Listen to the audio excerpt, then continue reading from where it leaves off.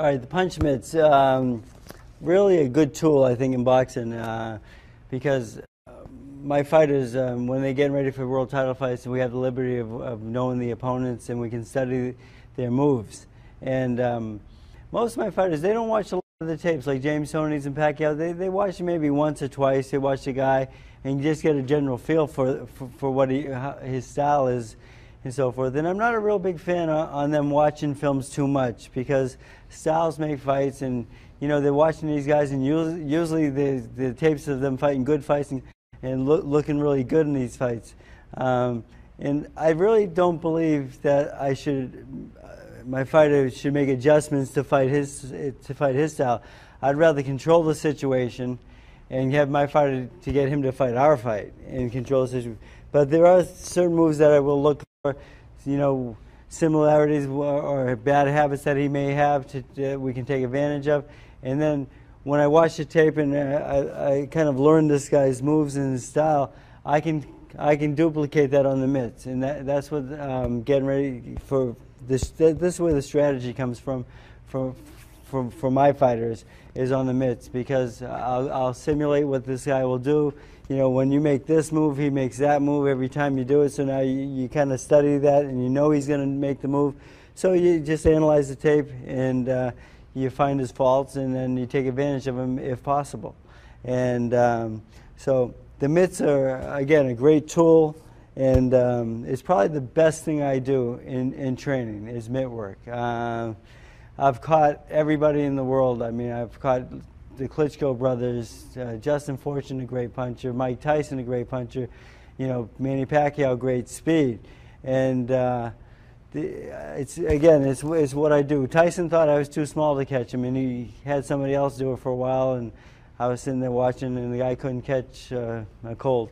But so I put the mitts on, and I said, Mike, let's go to work. And he really fell in love with my mitt work, and he even got mad at me one day, I think, and he missed the mitt and hit me a right hook in the chin.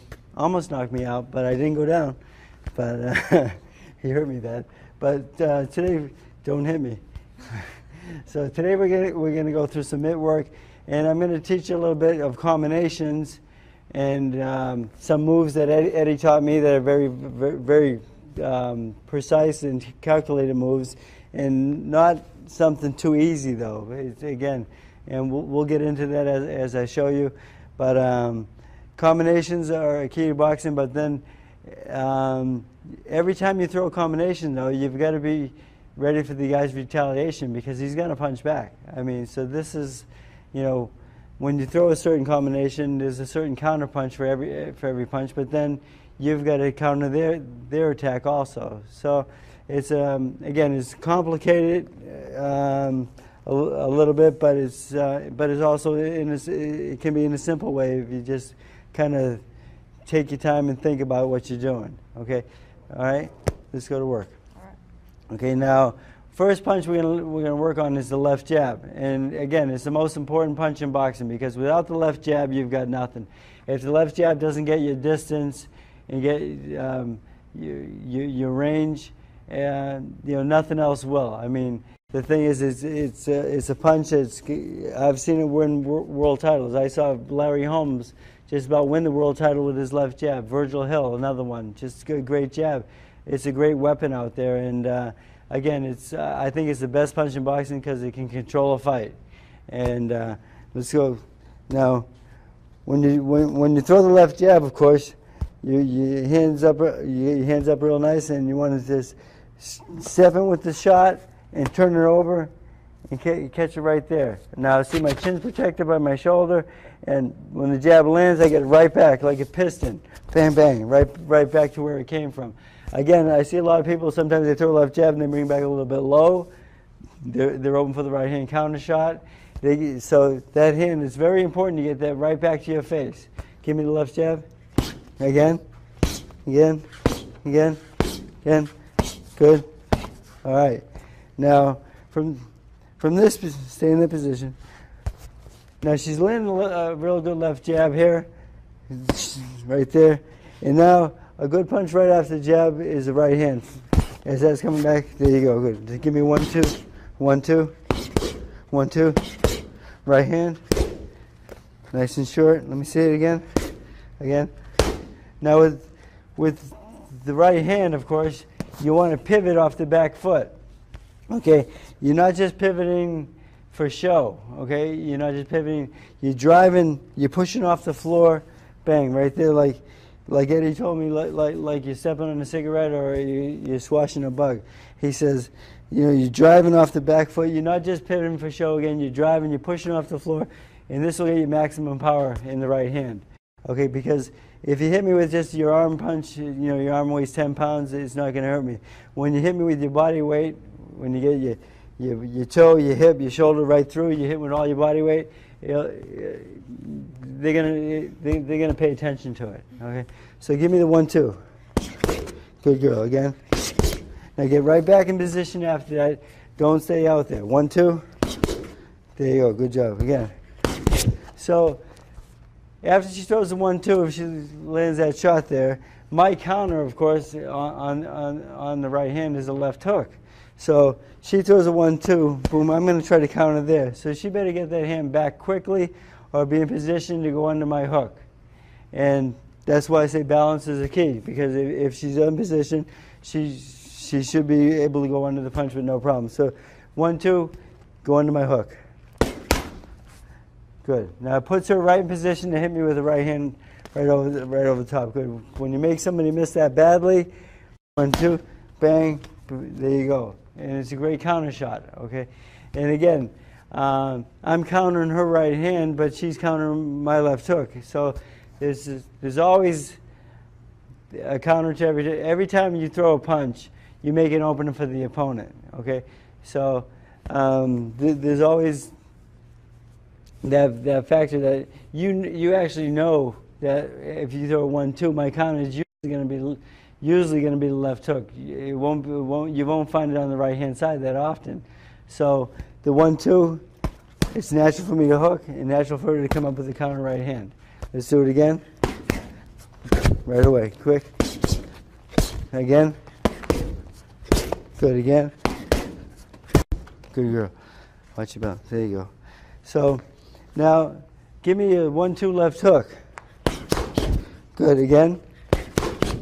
Again. That's a nice short left hook she has there. And my counter on the left, if she ends the left hook, again, it's going to be the right hand. So she has to be ready to go under my right hand, okay? Boom. And then she's got her opening there to my body or to my chin. Again, when she finished the combination with the left hook, my counter is 90% of the time is going to be the right hand. And that's why it's, the more experienced fighters, you see, it's like when I used to box with Alex Arguello when he was his sparring partner. I mean, I used to tell Eddie, I says, he knows what I'm going to throw before I do. You know, I throw a combination at him, and then he'd make everything miss. And I was amazed at how easily he made me miss. And I was an 18-year-old young aggressive kid. And the thing was, because I was very excited and young, and he had a lot of experience. So, but if you stop to think about it, if you end with a certain punch, you kind of know where the counter is going to be. I mean, it's pretty good. If she ends with the right hand, 90% of the time, my counter is going to be on the left side. You just got to slow down a little bit and just think about this, you know. And if she finishes with the left hook, right there, 90% of the time, my counter is going to be on the right side. And I think that's what makes the difference between a good fighter and a great fighter, is that these great fighters, they can make those moves that are not the 90%. They can make the moves that are the 10%. And like a guy like James Toney, who I train, you know, he's just a gifted guy. I mean, like when James says, he says, you know, all you guys have to train. I was born to fight. And you know what? I think it's true. You know, I mean, he's such a talented guy. I mean, he has so much talent and natural motion. I mean, the moves that he makes, you really can't teach. He's just natural. And I think that James was born to fight. He's such a good athlete. And then the thing was, like, but I got a guy like Manny Pacquiao who's just very explosive. And when I first got Pacquiao, he had no boxing skills whatsoever, but he had power and speed. And all we had to do was kind of get him to box a little bit and use his technique a little bit more. And it's getting better all the time. But again, with the Morales fight, he didn't do as well as I thought he would do. He got away from the game plan, and I couldn't get him back on track. But that's part of the job of being a trainer, of course. And you know, because I didn't get him back on track, I'll take some of the blame of that loss. And when we fight the rematch, I don't think it will happen again. At least, well, I'll use all my efforts not to make it happen again, that's for sure. So now, as a trainer, I see a lot of guys catching with the mitts, okay? And I see some good things and I see some bad things, you know. And again, I'm not a hard-headed guy where I don't think I can't learn. So if I see someone make some good moves on a mitt, I will copy them a little bit if I like it, and I'll go talk to them and I'll understand the meaning behind it, because there's always, every punch has a meaning. I mean, it's either the counter shot or setting a punch up. Is you know, because again, not the strongest guy is not going to win the fight. The smartest guy is, and that's going to happen every time in boxing, because you know, some people think it's two dummies out there swinging at each other, but you know, the sweet science is more complicated than I think anything in life, you know. And again, but sometimes I see trainers with the mitts, though, they catch a little bit too aggressively and they reach for punches and they come out a little bit too far. Like, throw a jab at me. See, I catch it right at the end of the punch. I get a little bit of a resistance, I just catch it a little bit. You don't want to come out and catch the punch out here, because you've got to let them come to the target, okay? Because, well, every time you punch a person, if he brings his chin to you, well, you're going to have a field day, but that's not going to happen, you know. So everything you do on the mitts should be, in my opinion, should be relevant to boxing, okay? There's nothing I do in this ring with mitts on that is not relevant to boxing, okay? I see guys get real fancy out there behind the back and under the legs and crazy stuff, and they put a real good show on and stuff like this, but it's bullshit, okay? It's not relevant to boxing, okay? It's not what happens in a fight. And everything I do in here on the mitts is relevant to boxing. There's nothing I do that's not. Every move has a reason, and every reason has a counter also. So again, don't come out there and bang with your fighter and reach too much with the mitts. It's a mistake. Let them come to the target, okay? Just like it's a real fight. Make it more realistic, okay? You don't want to catch too widely, okay? Because if you're in the right position, if your lead foot's pointing between my legs and mine and you, we're right in the right position, your target is going to be always to your center, okay? I mean, you're not jabbing out here and over here. It's to your center, okay? And you can use the mirror a lot in boxing for that also. Because if you're shadow boxing, which a lot of people don't think is really relevant to boxing, because I see people say, you know, it looks funny shadow boxing, it's not right. But it's what, you know, it helps because the mirror doesn't lie to you, okay? So if you're working in the mirror, you're punching, your center is always the target, your chin, okay? So on the mitts, you can't have it, I see guys catching out here, like 1-2. Like, you know, who are you fighting? It's the guy who got a big head, I guess. But it's not really relevant to boxing. You catch close to your face, okay? And where the target should be. That's why sometimes I get hit, you know, and I don't like getting hit, but it's, you know, going into camp with Mike Tyson, I said, I'm going to start catching this guy, and I know he's aggressive, and, you know, he gets on a roll sometimes, and he's very strong and so forth. So you know what, going into that training camp, I says, you know what, I know I'm going to get hit at least once in this camp, and it did happen once, and Mike promised me it wouldn't happen again, so I was glad that didn't happen. So, but again, I catch close, I get hit sometimes, you know, but I got to make it real. It's got to be real in here, because when she's in a fight, it's real, okay? And I'm going to prepare her for that. And that's what this training's all about. So, you know, when I catch a jab, you know, she basically throws it right at my chin, and I just pick it off. Catch, quick. Then a 1-2. 1-2. 1-2. It's right here to center, where her target's supposed to be. Okay? And 1-2 hook. Again. Get back. That's it. 1-2 hook right hand. Again. jab, jab, jab, two jab right hand. Again, pivot in the right hand, pivot, turn it, right hand, left hook, right hand behind that. Again, good job. Okay, so she only hit me once in that little combination. But the thing is, that's what it's about, okay? I mean, if as a trainer, if you get hit once in a while, it's part of life, all right? The thing is, combinations, very good. Again, we all know we're professionals. We know what combinations are, and we know head movement after combination is very important. And coming into a combination also, you need a little bit of head movement. You know, you just don't want to walk to a person with a stiff right there. You want to, right here, the little bend here, like shock absorbers, okay? So if I do get hit with a punch, I can roll with it or ride with it, okay?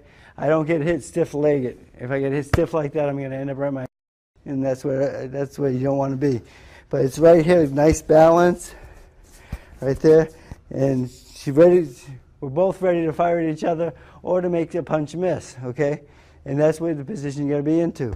So if I throw a left hook here to the body, now you think about it, if I throw a left hook to the body, position-wise, I really am not in position to throw a right hand. So it's really, again, let's make it simple, okay? If I throw a left hook to the body, 90% of the time I'm going to throw a left hook to the head behind it. You should, and with experience, you'll know that, okay? Like when Alexis Arguello, when he was blocking all my shots, and he knew what I was going to throw before I did, and I thought it was amazing at that time. But again, he had been in the ring so much, he was used to it, and he saw it so many times, he knew it was going to come. And I was just a young kid. But then, I was a little bit too aggressive. But if you sit down and think about it, that's why on George Foreman's comeback, he did so well, because, I mean, he was calm in there. I mean, this guy, he's 45, 50 years old and knocking out young guys, and it was because he saw everything happening, and it didn't rattle him at all. He was comfortable with it. He's been in there so much. There was nothing he hadn't seen before, So if I throw a left hook to the body, 90% of the time I'm going to go with my second hook to the head. And Francesca, if you think about it, you'll know that, and you just go under that shot and make it miss. Make it simple, right? Bang, bang. And then you've got the counter right hand right on my chin. And again, let's do it. Boom, boom, boom. Right hand. Boom, boom. Nice and short. Very good. Again, on punches like that, it was a beautiful right hand because it was so short. And what fighters make a mistake sometimes of reaching for punches, okay? Now, if you throw a jab at me here, and a right hand here. Now make sure you pivot in the right hand. So that's a nice short right hand. But sometimes people get a little anxious and they start throwing the right hand a little bit long. And when you throw a right hand long at me, I'm going to have time to counter the shot. Okay. The thing is, a 6-inch right hand is the best right hand. You're right in position. The jab gets you there. You land that 6-inch right hand right there from there to there, right through the target. There you go. Right there.